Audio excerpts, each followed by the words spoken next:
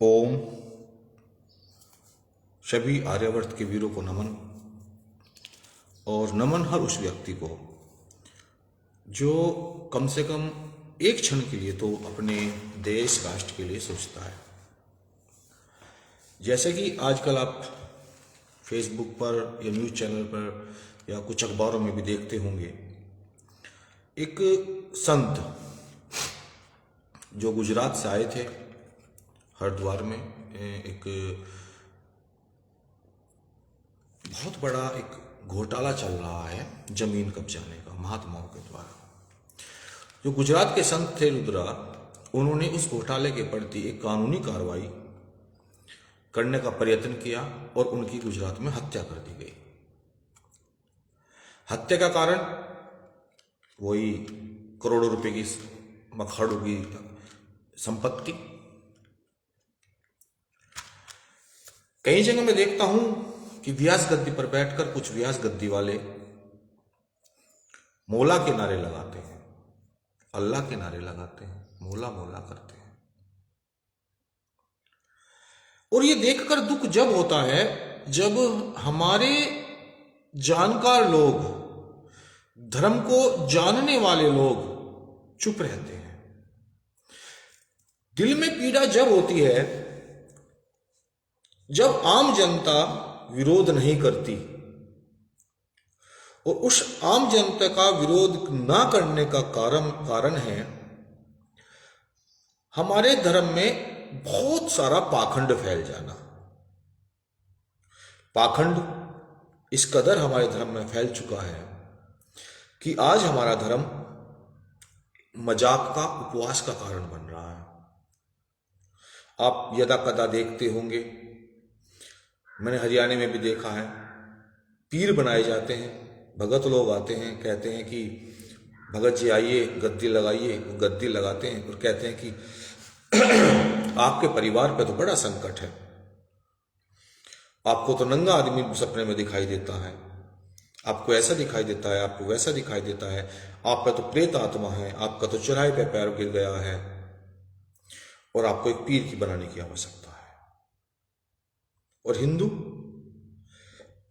जिसके वेदों के ज्ञान से पूरी संसार की संरचना, जिसके वेदों के ज्ञान से विज्ञान चला, जिसके वेदों के ज्ञान से पूरी सृष्टि का निर्माण हुआ, वो अपने वेदों के ज्ञान को भूलकर उन कुछ पाखंडी धूर्त लोगों के चक्कर में आकर अपने वंश का, अपने कुल का, अपने धर्म का विनाश कर बैठा। व्यास गद्दी पर बैठे हुए कुछ व्यास गद्दी के पदाधिकारी कृष्ण के बारे में बोलते हैं कि कृष्ण गोपियों के साथ नाच रहे हैं। एक किस्सा आता है भागवत पुराण में, बड़ा अश्लील सा किस्सा है कि चांदनी रात है, यमुना तट किनारे कृष्ण गोपियों के साथ अखेट कर रहे हैं, कभी उनकी कमर छूते हैं, कभी उनके पेट को छूते हैं। बस शब्द आप समझ रहे होंगे। एक योगी राज, एक महापुरुष, एक युग पुरुष, उसको हमने नचनिया बना दिया। हमने उसको नचनिया पेश करते हैं, महिलाएं उसको सुनती हैं। लड्डू गोपाल के नाम पर उसका पालन करवाने वाले पंडित, यज की परंपरा ना जानने वाले पंडित, कोई विधान ना जानने वाले पंडित आज धर्म के ठेकेदार बने बैठे हैं। भगवा पहनने वाले गुंडे, बदमाश, व्यापारी आज हमारे समाज के धर्म गुरु बने बैठे हैं। संतों की परिभाषाएं, ब्राह्मणों की परिभाषाएं दुष्टों ने बदल डाली। और विडंबना देखिए कि जो व्यक्ति ज्ञाता है, धर्म का ज्ञाता है, जो वेद का ज्ञाता है, और वो जानता है कि ऋग्वेद में लिखा हुआ है कि हे आर्य, अग्नि वायु जल की साधना कर, वेदों का अध्ययन कर, दुष्टों को दंड दे। दुष्ट कौन है? हर वो व्यक्ति दुष्ट है जो समाज में पतन का कारण है, जो समाज में पाखंड का कारण है। कहीं मुसलमान ही हमारा दुश्मन नहीं है, ईसाई हमारा दुश्मन नहीं है कि खाली मुसलमान हमारा दुश्मन है या ईसाई हमारा दुश्मन है। उनसे बड़े दुश्मन हमारे बीच उत्पन्न है, जो राधा जैसी देवी को, कृष्ण जैसे युग पुरुष को प्रेम, समझ रहे हो ना, वैलेंटाइन डे का बना देते हैं। देखता हूं कथावाचकों में लड़कियां नाच रही हैं, लड़के नाच रहे हैं, और लड़कियां कहती हैं कि जी मैं तो राधा हूं पर मुझे कृष्ण नहीं मिल रहा। कई जगह मैंने अध्ययन किया कि कृष्ण रिलेशन के हिसाब से राधा का भांजा लगता था, राधा मामी लगती थी। एक महिला संगठन की लीडर राधा, एक पुरुष संगठन का लीडर कृष्ण, जो कृष्ण कंस के खिलाफ दोनों मिलकर युद्ध कर रहे थे, हमने उनको, महिला और पुरुष दोनों को एक साथ जोड़कर सिर्फ प्रेमी बना दिया। प्रजापति जी को नमन, नमस्कार। प्रेमी बना दिया। तो आप समझिए, कल को आपके साथ आपके चाचा, ताई, फूफी कोई संगठन में काम करने लगे और आप इस देश के पाखंड खत्म करने लगे, और आज सब 100 साल बाद आपकी चाची को आपकी प्रेमिका बनाकर दर्शन कर दिखाने लगे। ये हमारे ब्राह्मणों की अपनी वासनाओं की पूर्ति करने के लिए जो पाखंड रचा गया, पोप लीलाएं रची गई, उन पोप लीलाओं का नतीजा है। हम आप देखिए कि कृष्ण का वो रूप जिसमें वो युद्ध के लिए प्रेरित करते हैं, जिसमें वो ताकत के लिए प्रेरित करते हैं, कभी आपको व्यास गद्दी पे नहीं सुनाया जाता। सुनाया कौन सा जाता है? गाना गाकर, राधे तेरे बिना तेरा शाम है आधा। अरे यार, वो कृष्ण कंस के साथ लड़ाई थी, कुछ दिन उसने लड़ ली, फिर वो कुरुक्षेत्र में चला गया। अगर वो आधा होता तो वहां भी वही गाना गाता, लेकिन उसने गीता रची, उसने महाभारत रची, उसने दुष्टों को दंड दिया। राम को दिखाएंगे राम कथा में, सीते हे खर्ग मर्ग हे मधुसैनी, क्या तुमने देखी मेरी सीता मरनैनी। विलाप करते हुए, योग रस। क्योंकि हम लोगों को धर्म नहीं चाहिए, हम लोगों को रोमांच चाहिए, हम लोगों को कहानियां चाहिए, क्योंकि हमें अपनी वासना की पूर्ति करनी है। धर्म है वीरता का नाम, धर्म है जीने का नाम, धर्म है संघर्ष का नाम। धर्म वो है जो आपको वीरता दे, संघर्ष करने की क्षमताएं उत्पन्न करे। लेकिन हम सर्व धर्म को मानने वाले हैं। कहेंगे कि हम तो सब धर्म को मानते हैं। अरे धर्म तो एक ही है, बाकी तो मत हैं, और उन्हें भी मानते हैं। क्यों मानते हैं उनको हम? अरे गाय को खाने वाला और गाय को पूजने वाला एक कैसे हो सकता है? और आप सबको मानते हो तो इसका अप्रत्यक्ष रूप है कि आप गाय खाने वाले को समर्थन दे रहे हो। अब राधा को नचनिया और कृष्ण को कपड़े चुराने वाला, नंगी औरतों के, नंगी नहाती लोगों का, औरतों के कपड़े चुराने वाला बताकर यह साबित कर देते हो कि आपके अंदर कितनी वासना है।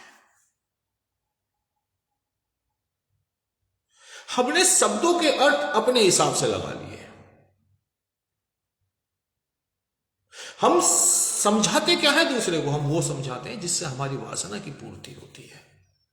वासना की पूर्ति कब होती है? जब राधा नाचती है, कृष्ण नाचता है, तो उससे क्या होता है कि महिलाओं के अंदर भावुकता आती है, वे हमारी तरफ आकर्षित होती है। महिला तो बेचारी, महिला एक ऐसा जीव है धरती का, हमारी पृथ्वी पर वर्तमान में जिसकी अपनी जाति, अपना कोई घर या अपना कोई गोत्र नहीं है। पहले हुआ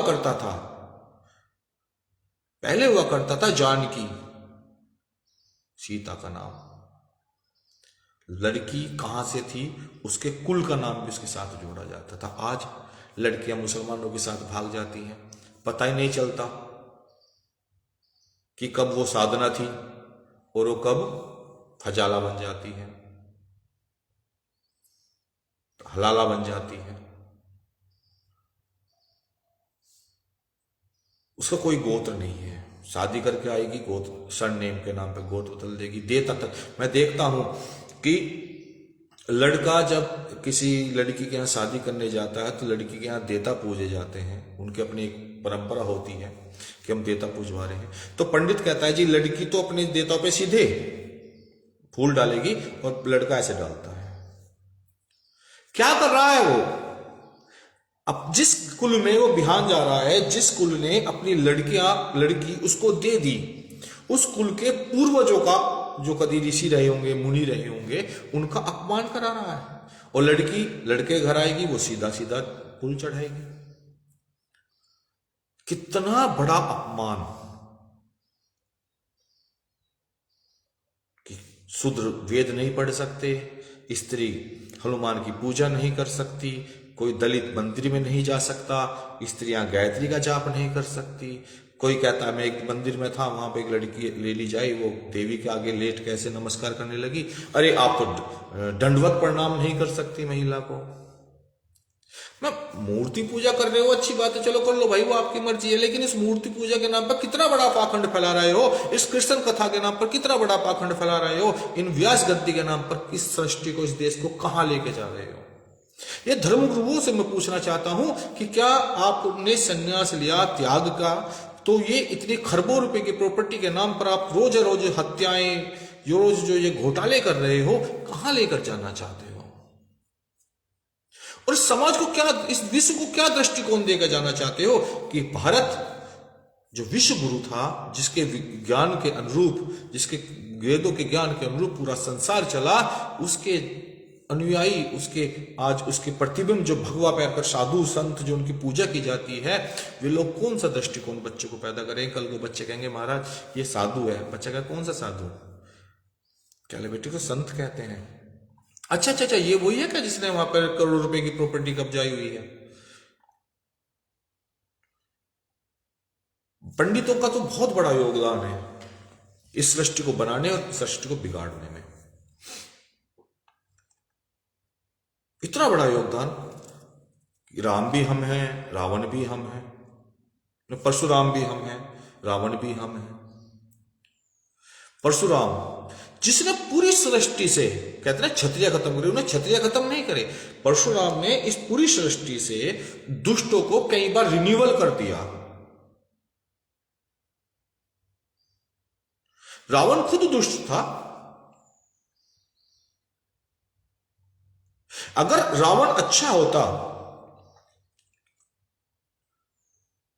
तो परशुराम जी अपना धनुष राम को ना देकर जाते, रावण को देते।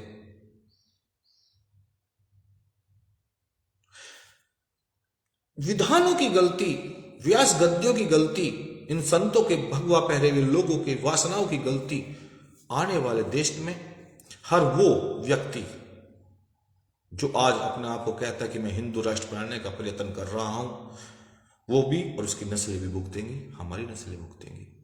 हिंदू राष्ट्र बनाने के लिए पहले हिंदू बनना पड़ेगा, पहले आर्य बनना पड़ेगा, और आर्य बनने के लिए हमें थोड़े घर की सफाई करनी पड़ेगी। हमें पहले सीखना पड़ेगा कि पूजा का विधान क्या है, हमारी संस्कृति क्या है, हमारे कपड़े कैसे होने चाहिए, हमारा खाना कैसे होना चाहिए।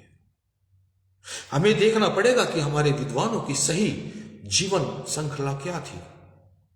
कृष्ण का जीवन चरित्र का अध्ययन करना होगा कि जो व्यक्ति योगी है, इतना बड़ा योगी आचार्य है, क्या वो किसी व्यक्ति महिला के साथ ऐसा दुर्व्यवहार कर सकता है? क्या किसी महिला के कपड़े चोरी कर सकता है?